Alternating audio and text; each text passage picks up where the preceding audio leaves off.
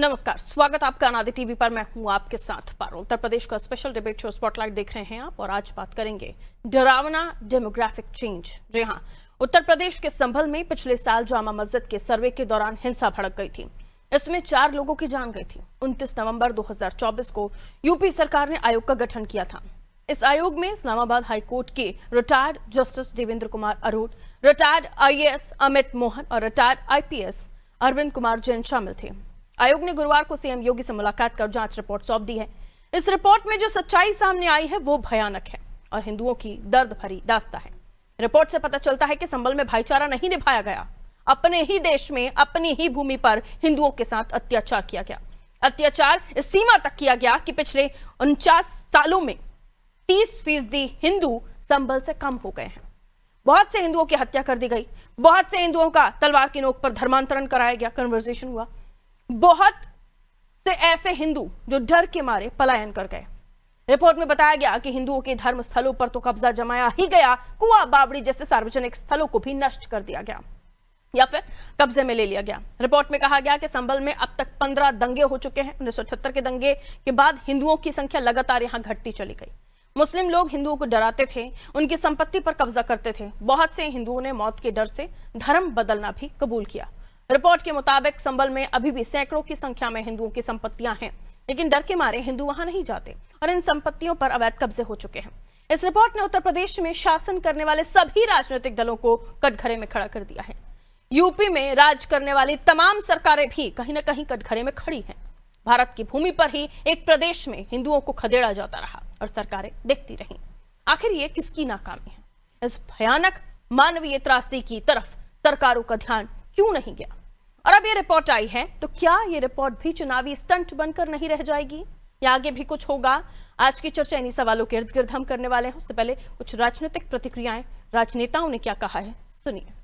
जी, ये जो संभल में जो घटना हुई थी, इसके जांच के लिए जो प्रदेश सरकार ने जो न्यायिक आयोग गठित किया था, आज उन्होंने अपनी रिपोर्ट माननीय मुख्यमंत्री जी को सौंपी है और उस पर आगे की कार्रवाई की जाए। देखिए, वसीम बरेलवी जी की 2 पंक्तियां हैं कि फैसला लिखा रखा हुआ है पहले से खिलाफ, आप क्या खाक सफाई देंगे। तो भारतीय जनता पार्टी की सरकार में संभल हिंसा को लेकर एक गोपनीय रिपोर्ट माननीय मुख्यमंत्री जी को सौंपी गई। उस गोपनीय रिपोर्ट में क्या लिखा हुआ है, ये उस कमेटी के हेड मीडिया के सामने चर्चा करते हैं, लेकिन वो रिपोर्ट गोपनीय है। सूचना विभाग बताता है क्या चलाना है क्या नहीं चलाना है, लेकिन वो रिपोर्ट गोपनीय है। तो ऐसी गोपनीय रिपोर्ट के बारे में जनता भली भांति जानती है कि भारतीय जनता पार्टी ऐसी गोपनीय रिपोर्ट केवल जनता का ध्यान मुख्य मुद्दों से बांटने के लिए लेके आती है। भारतीय जनता पार्टी का कोई भी हथकंडा अब PDA के सामने चलने वाला नहीं है। मानव जीवन के लिए सुरक्षा सबसे महत्वपूर्ण विषय है। जहां जहां भी सुरक्षा के एहसास का अभाव होता है, वहां से व्यक्ति पलायन कर जाता है। संभल में जिस तरह से लगातार बार बार दंगे हुए और इन दंगे में बड़ी संख्या में हिंदुओं का कत्लेआम हुआ, इसकी वजह से संभल में बड़ी संख्या में हिंदुओं का पलायन हुआ है। और संभल के हिंसा को लेकर के जो रिपोर्ट आई है, उस रिपोर्ट भी इस तरह से इंगित कर रही है कि बड़ी संख्या में दंगों में हिंसा के नाते हिंदुओं को पलायन के लिए मजबूर होना पड़ा। हमने देश का इतिहास देखा है और दुनिया भर में जहां जहां भी इस प्रकार से दंगे में किसी मजहब या जाति के आधार पर किसी को प्रताड़ित किया गया है, वहां से उनकी संख्या का कम हो जाना बहुत स्वाभाविक सा है। लेकिन देश के लिए ये एक बड़ा खतरा है, क्योंकि देश में जानबूझकर के डेमोग्राफी को चेंज करने के लिए एक साजिश रची जा रही है और ये डेमोग्राफिक चेंज इस देश की इंटरनल सिक्योरिटी के लिए एक बड़ा खतरा है। जी, ये जो रिपोर्ट को लेकर सपा का कहना है कि रिपोर्ट क्या है, कैसी है, इसको सभी जानते हैं, लेकिन डेमोग्राफिक चेंज ये रिपोर्ट के हिसाब से नहीं आया सामने। ये तो सत्य है, तथ्य है। और उसके अलावा वहां दंगे हुए, 15 दंगे आजादी के बाद से, ये भी सत्य है, तथ्य है। इसको तो नकारा नहीं जा सकता। आइए मिलिए इन मेहमानों से, क्योंकि ये डरावना डेमोग्राफिक चेंज है जो बहुत कुछ संकेत दे रहा है और इसी को लेकर हम चर्चा करने की कोशिश करेंगे। हमारे साथ जो मेहमान जुड़े हुए हैं, आइए परिचय आपका करा देती हूँ। संजय तिवारी जी भाजपा से हमारे साथ बने हुए हैं, बहुत स्वागत करती हूँ। आप कपिश श्रीवास्तव जी हमारे साथ बने हुए हैं समाजवादी पार्टी से। बाकी मेहमान जैसे ही जुड़ेंगे हम उनका भी परिचय करेंगे। कपिश जी, बहुत बहुत स्वागत करती हूँ, बहुत दिनों बाद आप चर्चा में आए, वेलकम। सर, क्या कहना चाहेंगे? जो रिपोर्ट आई, रिपोर्ट को सार्वजनिक नहीं किया गया, यस, लेकिन ये भी तो सच है कि वहां पर जो चेंजेस हुए हैं आबादी के हिसाब से, असंतुलन जो दिखा है, उसको किसी भी सरकार ने जज नहीं किया, उसको किसी भी सरकार ने गंभीरता से नहीं लिया, और वहां पर दंगे भी हुए। इस संभल घटना हुई तब जाकर इसकी डेप्थ में लोग जा रहे हैं, सरकार अभी जा रही है। इससे पहले भी बीजेपी की सरकारें रही, आप लोगों ने भी शासनकाल किया, कांग्रेस भी रही, लेकिन वहां पर अब जब हम देख रहे हैं कि आर्कियोलॉजिकल सर्वे ऑफ इंडिया की जो टीमें गई, वहां पर उन्होंने बावड़ियां देखी, कुएं देखे, कई सारे ऐसी जगहें जहां पर भेड़ बकरियां भी बांधे हुए दिखाई दिए, मंदिरों के प्रूफ सामने आए हैं। ये परिवर्तन कैसे हुआ? ये सब होता चला गया और किसी का ध्यान नहीं गया। ये आपको डरावना डेमोग्राफिक चेंज नहीं लग रहा? आखिर कैसे इतना बड़ा 45 से सीधा 15% अब हो गए हिंदू वहां पे? तापस जी, जी सबसे पहली बात तो ये कह दें कि बीइंग एडवोकेट आपको ये बात कह दें कि ये कोई न्यायिक आयोग नहीं, ये एसआईटी है। पहले तो ये सुधार हो जाना चाहिए, क्योंकि जो न्यायिक आयोग होता है वो सिटिंग जज की अध्यक्षता में होता है। और सबसे बड़ी बात यह है कि इस एसआईटी का गठन योगी आदित्यनाथ जी के द्वारा जो किया गया, हम ये पूछना चाहते हैं कि एसआईटी का जो गठन किया गया, उसको जो जांच सौंपी गई, वो 1947 तक डेमोग्राफी के लिए थी, या जो घटना घटित हुई थी उसके कारण के लिए थी? उसमें लोग कैसे सम्मिलित हुए, क्या क्या चीजें सामने आई, इतने लोग हलाक हुए, इतने लोग जो हैं वो गोलियों का शिकार बने, मरे, उसके लिए ये जांच की बैठ गई थी। तो ये भटकाव क्यों? और दूसरी चीज मैं ये पूछ रहा हूं कि जो गोपनीय जांच है, जो माननीय मुख्यमंत्री जी के पटल पर रख दी गई कमेटी के द्वारा, तो अब मुझे ये बताइए, ये आप लोग तक कैसे आ गई? किसने इसको लीक किया? तो क्रिमिनल अप्रोच है। और दूसरी चीज कह रहा हूं कि माननीय मुख्यमंत्री जी इसे विधानसभा में समस्त विधायकों के पटल पर चर्चा के लिए रखेंगे। तो ये जो बाद में चीजें होनी थी, ये पहले कौन हो रहा है? ये क्रिमिनल ऑफेंस किया किसने? इस पर भी आपको चर्चा कर लेनी चाहिए। और दूसरी चीज पूछना चाहते हैं कि हमारी जनसांख्यिकी जो है कब हुई? जनसंख्या की गिनती कब हुई? अभी सरकार ने करा ली कि इस आयोग को कैसे पता चल गया? इस आयोग को कैसे पता चल गया कि कितनी जनसंख्या बढ़ी है, कौन कितने में है? और एक डेमोग्राफी के लिए सिर्फ एक ही कारक नहीं होता है, कई कारक होते हैं पलायन के। मृत्यु भी एक कारक होता है, जन्म भी एक कारक होता है, शिक्षा का जो उच्चरीकरण है और उसकी नौकरियां हैं वो भी एक पलायन का कारण बनती है। और इस कमेटी ने बिना किसी जनसंख्या की गिनती किए हुए 2012 के बाद तो आज तक नहीं हुई है, 12 साल पहले का ये आंकड़ा 15 है, तो आप 5% कर देते। हमको तो समझ में नहीं आ रही है कहां से आ रहे हैं। ठीक है।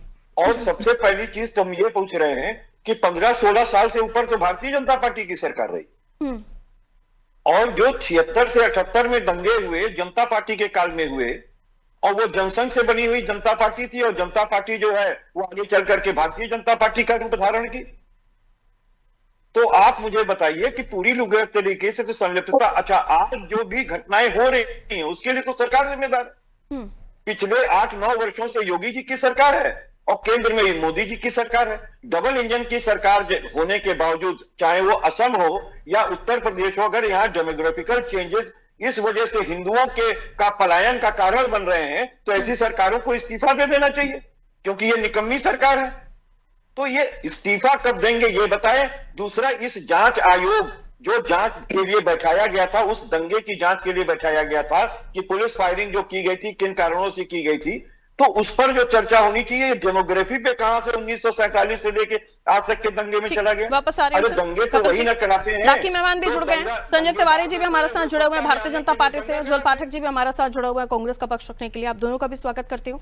और संजय तिवारी जी, बहुत सारी बातें कपिल जी ने भी कही हैं। उनका कहना है कि ये जो आयोग बना, इसने रिपोर्ट जो सबमिट की, उसमें संभल हिंसा में जो लोग मारे गए, वहां बंदूकें चली, उसका कोई जिक्र नहीं है उसमें, वो नहीं बताया जा रहा है। और रिपोर्ट मुख्यमंत्री साहब के पास पहुंची, तो ये तमाम चीजें बाहर कैसे आ गई, बहुत सारी चीजें। लेकिन सीधा सवाल यही है, डेमोग्राफिक चेंज वहां पर देखा गया है, जो आंकड़ों में वहां की जनसंख्या के हिसाब से रजिस्टर्ड है, इसे भले कपिल जी कैसे भी देखें, और इसको लेकर ही जो कहा जा रहा है कि ये बहुत सेंसिटिव मैटर है, आखिर क्यों लोग वहां से पलायन करते, सीधा 45 से लेकर 15% तक की आबादी हिंदुओं की हो गई, वहां क्यों पलायन हुआ, वहां क्यों ऐसे कब्जे होते गए, मंदिरों में हम देख रहे हैं कि भूसा भरा हुआ है, ऐसी रिपोर्ट्स भी आर्कियोलॉजिकल सर्वे के दौरान सामने आई। ये तमाम चीजें न केवल आपके शासनकाल में भी, जब आपकी सरकारें भी रही, कल्याण साहब के समय पर भी, और अभी भी ये चीजें जो पकड़ में आ रही हैं, ये क्यों होता रहा, क्यों आखिर सरकारों की नजरें इस पर नहीं गई, और अब जब ये चीजें सामने आ रही हैं तो आगे क्या होगा? सिर्फ ये रिपोर्ट कोई चुनावी स्टंट तो नहीं?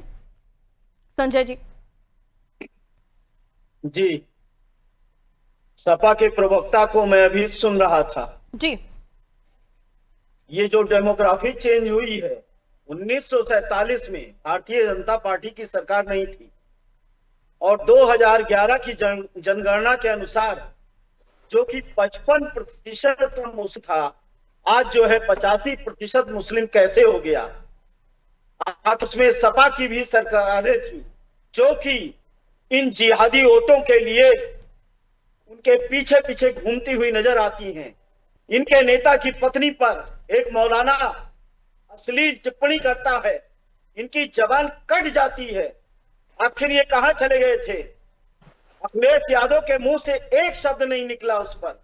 ये डेमोग्राफी नेता बैठा लेती है तो डिस्कशन ही उल्टा कर रहे हैं पर ये डेमोग्राफी प्लीज अपने टर्न पर डेमोग्राफी पे बात ही नहीं करना चाहते हैं। अपने टर्न पर बोलेगा कपिल जी, पर्याप्त समय आपको बात ही नहीं करना चाहते हैं, ये बताना नहीं चाहते हैं कि किस आधार पर कोई ये डेमोग्राफी कहां से निकाल के लाए हैं, किस जनसांख्यिकी से निकाल के लाए हैं, किस वक्त में हुई थी, ये बताने के लिए नहीं तैयार है पारुल। और ये अनाप शनाप बातें कर रहे हैं। आप बताओ, आप कपिल जी, आई थिंक आपको वेट करना चाहिए, जरा उनकी बात कंप्लीट हो जाए। आपका पक्ष आ गया, जरा उनको भी बात कर लेने दीजिए, फिर दोबारा आप बोल लीजिएगा। समझ में नहीं आएगा कौन क्या बोल। थोड़ा वेट कीजिए Kapil ji, please calm down, थोड़ा वेट कीजिए सर, थोड़ा वेट कीजिए सर, नुमाइंदे बन करके बैठे हैं। Please wait Kapil ji. जो जिस तरीके से दंगा आप डर रहे हैं क्या चीजों को सामने आने के लिए?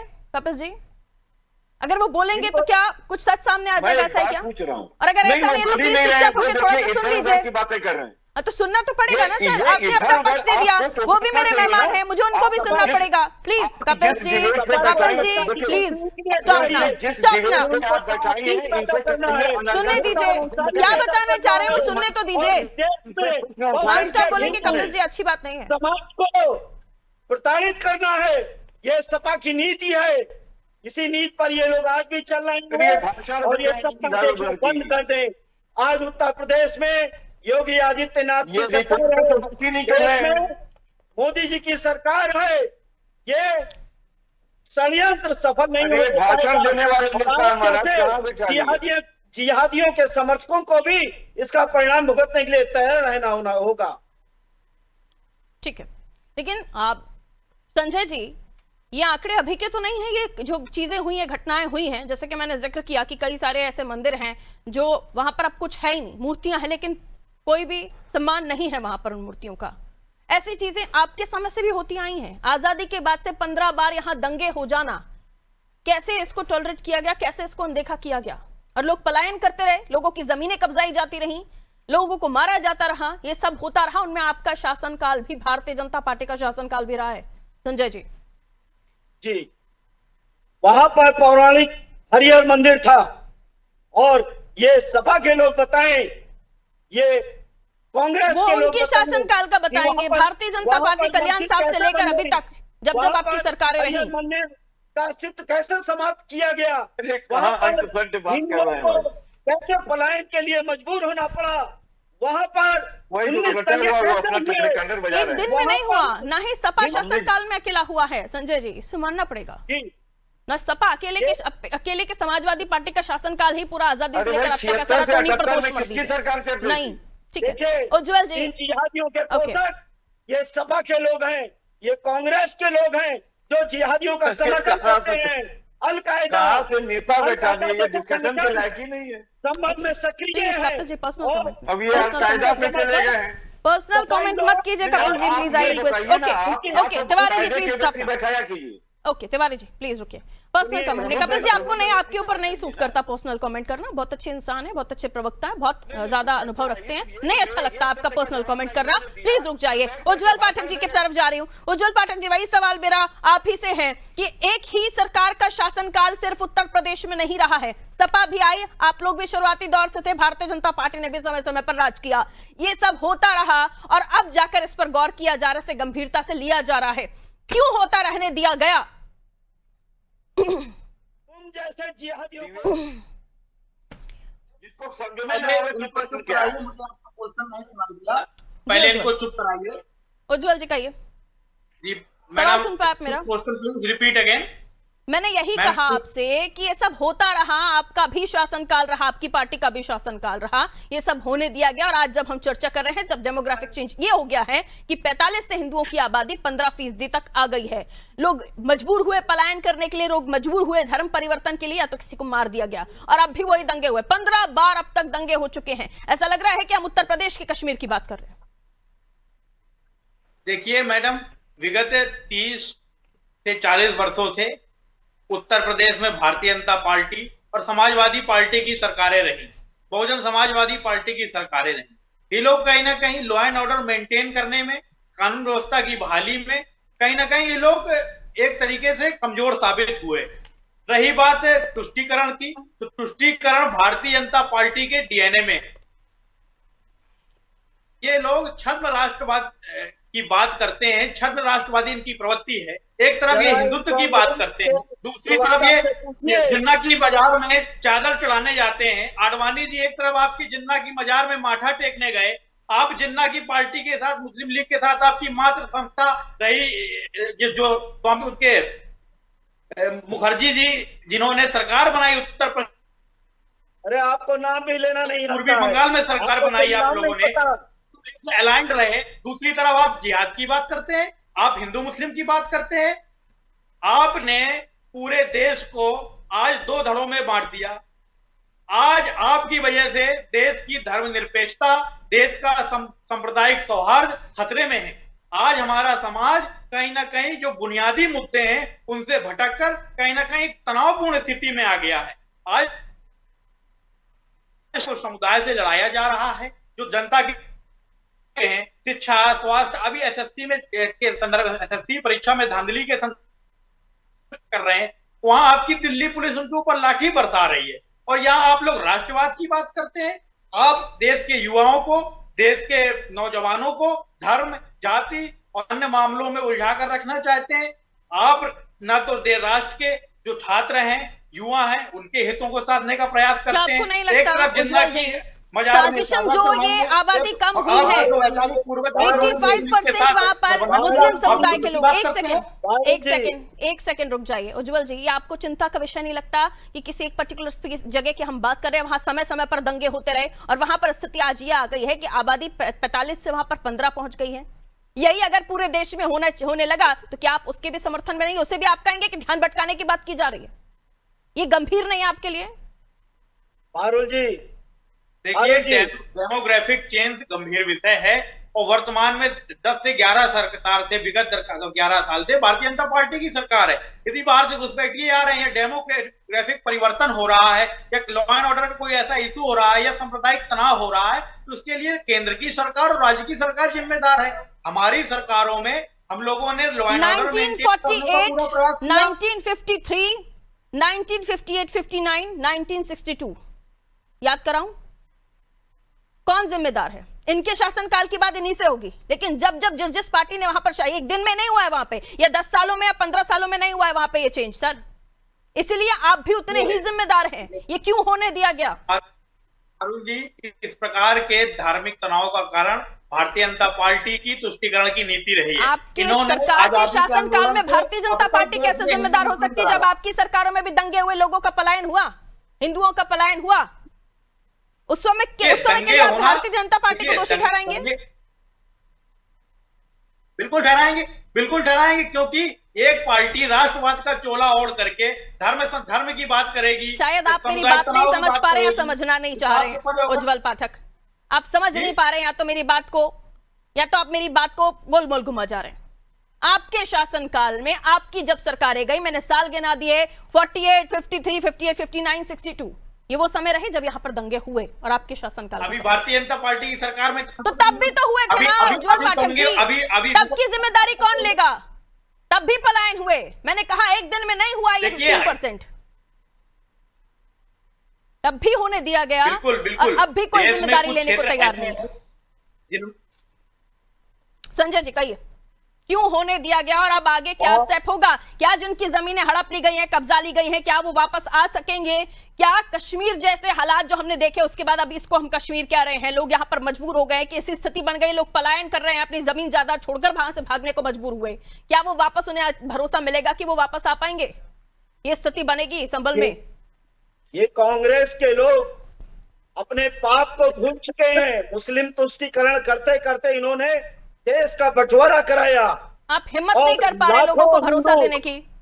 लाखों हिंदुओं का कत्लेआम हुआ, इन्हीं कांग्रेसियों की देन है। ये भारतीय जनता पार्टी के शासन में ये पूछ रहे हैं कि आखिर ये किसने किया?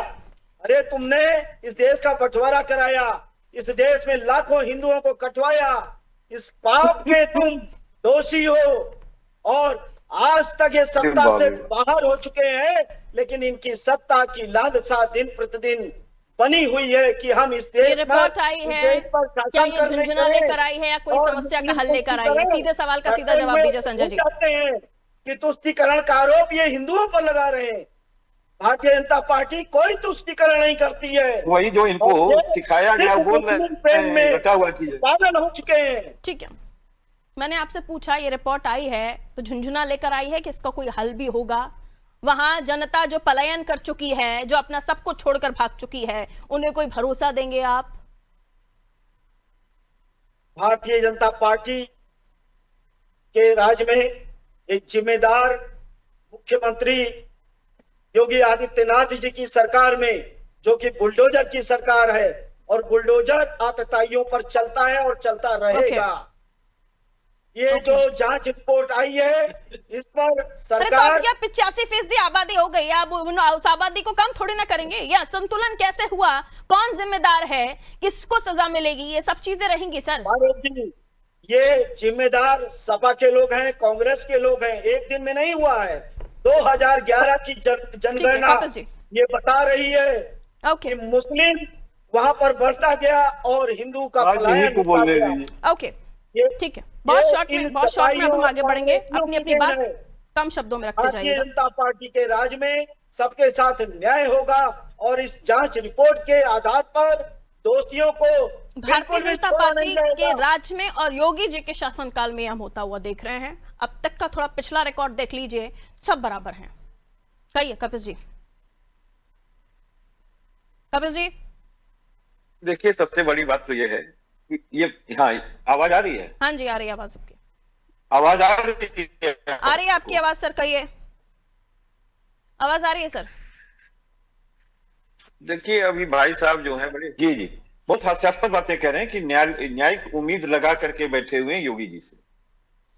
अरे जो व्यक्ति गोपनीय रिपोर्ट लीक कर दे रहा है उससे आप न्याय की उम्मीद कर रहे हैं, जिसपे आप बैठ के डिस्कशन करने के लिए भाषण दे रहे हैं।